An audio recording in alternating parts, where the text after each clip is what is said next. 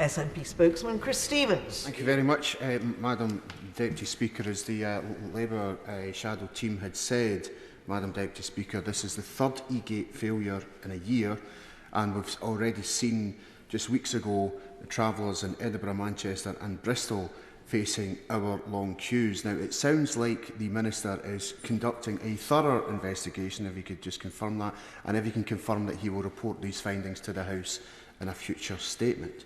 Can he also tell us that the problem this time appeared to not just affect e-gates themselves, but Belfast International Airport, for example, which doesn't have e-gates, said the border force systems had been impacted. So could he please clarify that issue? And finally, Madam Deputy Speaker, the Home Office have been talking for a long time about introducing other technological innovations in order to carry out its business and its work. What lessons does he think that this particular example gives in relation to going forward in the future? Minister. Well, can I also just thank the Shadow SNP spokesman for his constructive tone that he has taken in raising this. There was a number of points there that he raised. I can absolutely guarantee to him that there is a thorough investigation ongoing to get to precisely what it was that went wrong.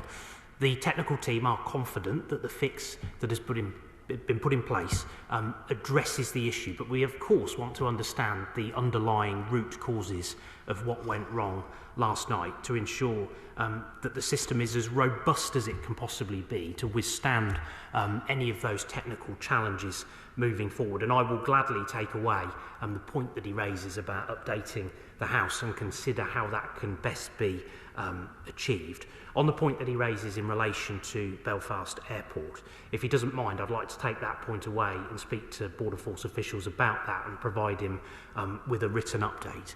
And when it comes to the wider delivery of what is actually a considerable programme of change at our domestic border over the course of the coming months, he will recall that we are rolling out changes through the electronic travel authorisation scheme. We've been delivering that in phases. The early indications have been good. It allows us to have much greater information upstream about passengers before they arrive at our border, which of course helps us to tackle threats before they travel, which is an improved situation and allows us to understand more about passengers who currently we know very little about before they set off to come to the United Kingdom, as opposed to trying to deal with those issues at the border, as well as introducing measures like e-visas, which again is a really important part of our programme to digitise the border.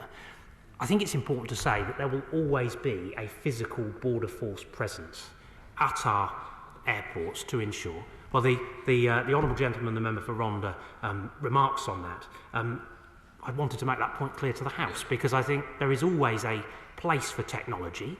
There is an important role for automation to play, but it's right that there is always that physical presence too, to be able to support people who arrive through our ports to make sure that we can respond to any issues. And what the automation process will allow us to do is to focus more increasingly on risk and to deploy Border Force officers to deal with that in greater volumes, as well as improving the passenger experience. So he's right to raise this. Any and all learning will be taken forward as we develop those processes and as we take those programmes forward. But I'm confident that the plans that we have around them is robust, and we will get on and deliver on the commitments that we've made.